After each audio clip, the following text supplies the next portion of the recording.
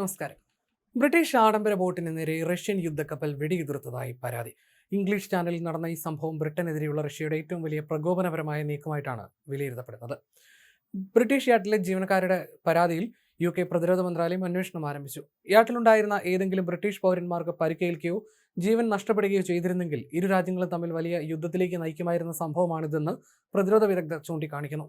ചൊവ്വാഴ്ച രാവിലെ 11:40 isle of വൈറ്റിനും ഫ്രാൻസിലെ നോർമണ്ടിക്കും ഇടയിലുള്ള കടലിലാണ് നാടകീയ സംഭവങ്ങൾ അരങ്ങേറിയത്. റഷ്യൻ നാവികസേനയുടെ ബ്ലാക്ക് സീ ഫ്ലീറ്റിലെ പ്രമുഖ യുദ്ധക്കപ്പലായ അഡ്മിറൽ ഗ്രിഗോറോവിച്ച് തങ്ങൾക്ക് നേരെ മുന്നറിയിപ്പ് വെടിയുതിർത്തതായിട്ടാണ് ബ്രിട്ടീഷ് രജിസ്ട്രേഷനിലുള്ള യാട്ടിലെ ജീവനക്കാർ ആരോപിക്കുന്നത്. ഏകദേശം 500 യാർഡ് അകലെ നിന്നാണ് യുദ്ധക്കപ്പൽ വെടിയുതിർത്തത്രേ.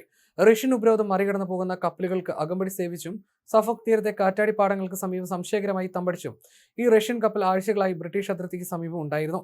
പരിക്കുകളോ നാശനഷ്ടങ്ങളോ ഒന്നും തന്നെ റിപ്പോർട്ട് ചെയ്യപ്പെട്ടിട്ടില്ല.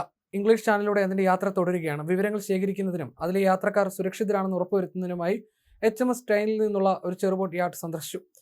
വിവരങ്ങൾ ശേഖരിക്കുന്നതിനും അതിലെ യാത്രക്കാർ സുരക്ഷിതരാണെന്ന് ഉറപ്പുവരുത്തുന്നതിനുമായിട്ടുള്ള നടപടികളും സ്വീകരിച്ചിരുന്നു. തിങ്കളാഴ്ച ഉച്ചകഴിഞ്ഞ് ഇംഗ്ലീഷ് ചാനലിലൂടെ നീങ്ങിയ റഷ്യൻ കപ്പലിനെ ബ്രിട്ടീഷ് റോയൽ നേവിയുടെ HMS മേഴ്സി, HMS ട്രെയിൻ എന്നീ 2 പെട്രോളിംഗ് കപ്പലുകൾ നിരീക്ഷിച്ച് പിന്തുടരുന്നുണ്ടായിരുന്നു. ഇതിനുശേഷമാണ് ചൊവ്വാഴ്ച വെടിയുതിർത്തത്. UKയുടെ ഔദ്യോഗിക സമുദ്ര അതിർത്തിക്ക് പുറത്ത് ഐൽ ഓഫ് വൈറ്റിന് 20 നോട്ടിക്കൽ മൈൽ തെക്കുമാറിയാണ് സംഭവം നടന്നത്. ബ്രിട്ടീഷ് പ്രധാനമന്ത്രി കീർ സ്റ്റാർമർ ഉൾപ്പെടെയുള്ള നേതാക്കൾ G7 ഉച്ചകോടിയിൽ പങ്കെടുക്കുന്നതിനിടയിലാണ് ഈ നീക്കമെന്നത് ശ്രദ്ധേയമാണ്. ആക്രമണത്തിൽ ആഡംബര ബോട്ടിന് കേടുപാടുകളോ ജീവനക്കാർക്ക് പരിക്കോ സംഭവിച്ചിട്ടില്ല എന്ന് അധികൃതർ സ്ഥിരീകരിച്ചു. HMS സ്റ്റൈൽ കപ്പലിൽ നിന്നുള്ള ചെറുസംഘം യാട്ടിലെത്തി ജീവനക്കാരുടെ സുരക്ഷ ഉറപ്പാക്കുകയും വിവരങ്ങൾ ശേഖരിക്കുകയും ചെയ്തിട്ടുണ്ട്. ഉപരിതല അന്തർവാഹിനി ആക്രമണങ്ങൾക്കും വ്യോമ പ്രതിരോധത്തിനും ഉപയോഗിക്കുന്ന 4000 ടൺ ശേഷിയുള്ള ഗൈഡഡ് മിസൈൽ ഫ്രിഗേറ്ററാണ് അഡ്മിറൽ ഗ്രിഗോറോവിച്ച്. ഇംഗ്ലീഷ് ചാനലിൽ കഴിഞ്ഞ 72 മണിക്കൂറിനിടെ റഷ്യൻ കപ്പലുകളുമായി ബന്ധപ്പെട്ടുണ്ടാകുന്ന രണ്ടാമത്തെ വലിയ സംഭവമാണിത്.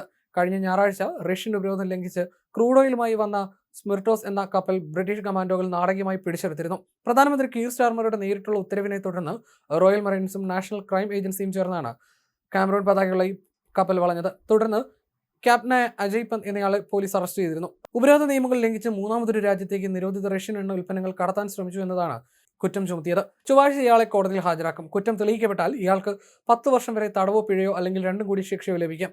കപ്പലിലുണ്ടായിരുന്ന 24 ജോർജിയൻ ഇന്ത്യൻ ജീവനക്കാർ നിലവിൽ കപ്പലിൽ തന്നെ തുടരുകയാണെന്നും അന്വേഷണവുമായി സഹകരിക്കുന്നുണ്ടെന്നും NC അറിയിച്ചു.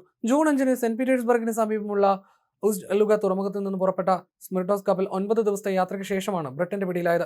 റഷ്യയുടെ എണ്ണക്കപ്പൽ വ്യൂഹത്തിനെതിരെയുള്ള നിർണായക ചുവടുവെപ്പെന്ന് UKയുടെ ഈ കപ്പൽ പിടിച്ചെടുക്കൽ നടപടിയെ യുക്രൈൻ പ്രസിഡന്റ് വ്ളോഡിമിർ സെലൻസ്കി പ്രശംസിച്ചിരുന്നു. എന്നാൽ എണ്ണക്കപ്പൽ പിടിച്ചെടുത്തതുമായി ചൊവ്വാഴ്ച യാട്ടിന് നേരെ നടന്ന വെടിവെപ്പിന് ബന്ധമില്ല എന്നാണ് സൈനിക വൃത്തങ്ങളിൽ നിന്ന് നൽകുന്ന സൂചന. സംഭവത്തെക്കുറിച്ച് വിശദമായ അന്വേഷണം നടക്കുകയാണെന്ന് UK പ്രതിരോധ മന്ത്രാലയ വക്താവും വ്യക്തമാക്കി.